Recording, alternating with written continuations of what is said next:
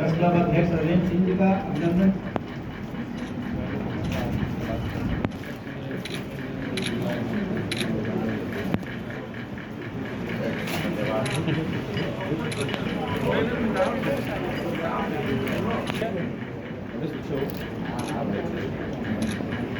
भैया मिलता है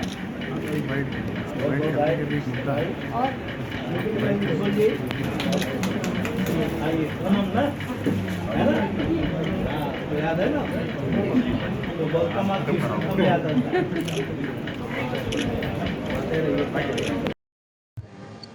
सबसे पहले तो मैं आपके चैनल के माध्यम से पूरे उत्तर प्रदेश में और पूरे भारत के सभी मजदूर भाइयों को आज मजदूर दिवस की बहुत बहुत शुभकामनाएं देता हूँ। और जिस तरीके से भारत जो है प्रगतिशील राष्ट्र से विकसित राष्ट्र की तरफ बढ़ रहा है, इसमें हमारे मजदूर भाइयों का बहुत बड़ा योगदान है। चाहे जिस भी प्रकार से जो भी इंफ्रास्ट्रक्चर में हो, चाहे जिस तरीके से उनका योगदान भारत को आगे बढ़ने में है, मैं पूरे प्रदेश के पूरे भारत के मजदूर भाइयों को आज बधाई देता हूँ और उनका जो सहयोग है राष्ट्र को आगे बढ़ाने में, उसके लिए उनका धन्यवाद देता हूँ। सर, जाति योजना को लेकर सरकार ने फैसला लिया है, कितना इसका सफल होने वाला है? जाति जनगणना क्यों नहीं, उसमें यही चीज बड़ा है किस जात का है कौन है। तो मुझे लगता है कि इससे एक अच्छी बात ये होगी कि कुछ लोग बढ़ा चढ़ा के जो बताते हैं कि हम इतने हैं इतने हैं इतने हैं, तो बिल्कुल साफ हो जाएगा। और समय तो जनगणना में लगता ही है, अब देखिए कब से शुरू होता है और फायदा तो निश्चित तौर पर इसमें देश को मिलेगा।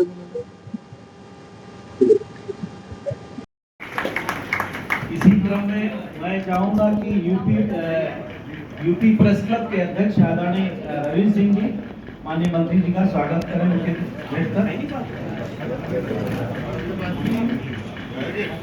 अभिनंदन करें। जवाहर जी आप भी हाथ लगाइए।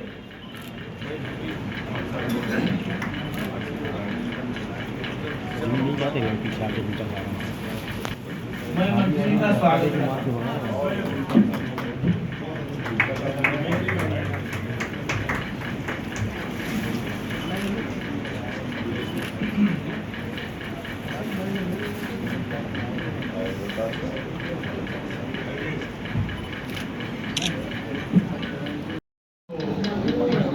नहीं डूबा तो कहता है वो और अधिक समय ना जाए। तो हमारा प्रस्ताव जो भी हम मंत्री जी के लिए है वो और मंत्री के माध्यम से हम दे रहे हैं और उम्मीद करते हैं कि ये मंत्री जी तक पहुँचाकर हमारी ओर से जो है उस प्रस्ताव की जो है पैरवी करेंगे। सेवा में योगी आदित्यनाथ जी मुख्यमंत्री उत्तर प्रदेश लखनऊ द्वारा माननीय महेश्वर सिंह जी राज्य मंत्री संसदीय कार्य चिकित्सा सेवा उत्तर प्रदेश सरकार महोदय। नंबर 1, यूपी वर्गीय जूनियर यूपी परिषद की मजदूर दिवस के अवसर पर आयोजित सभा सरकारों को पेंशन दिए जाने संबंधी अपनी पुरानी मांग पर जोर देते हुए आपसे अनुरोध करती है कि सरकार में लंबित हमारी मांग पर तुरंत निर्णय लिया जाए। तो मालूम है प्रस्ताव पर जो मध्य प्रदेश की पूर्ववर्ती शिवराज की सरकार ने पत्रकारों को 20,000 रुपये प्रति माह पेंशन देने, उस पत्रकारों को निधन के बाद उनकी पति को 1,08 लाख रुपये दिए जाने का निर्णय लिया था। राजस्थान, केरल, उत्तराखंड, गोवा आदि सरकारें भी अपने पत्रकारों को पेंशन दे रही है। पत्रकार सुरक्षा कानून पत्रकारों के जोखिम भरे कार्यों को देखते हुए प्रदेश स्तर पर पत्रकार सुरक्षा कानून बनाया जाए।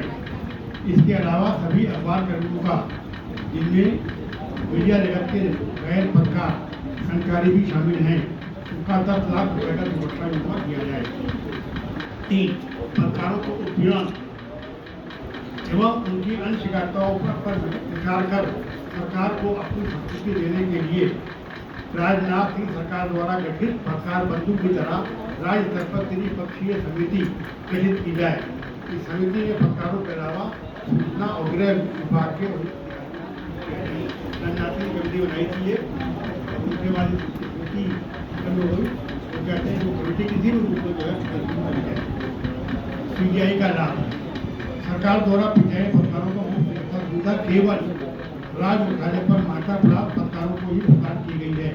आपसे अनुरोध है कि वर्ष 1973 के शासनादेश के तहत सरकारी अस्पतालों में सभी श्रमजीवी पत्रकारों को राज्य कर्मचारियों के समान चिकित्सा सुविधा प्रदान करने की जो आदताएं निर्धारित की गई हैं वे भी यहाँ लागू की जाएं और प्रदेश के सभी श्रमजीवी पत्रकारों को पीजीआई में मुफ्त चिकित्सा सुविधा उपलब्ध कराई जाए।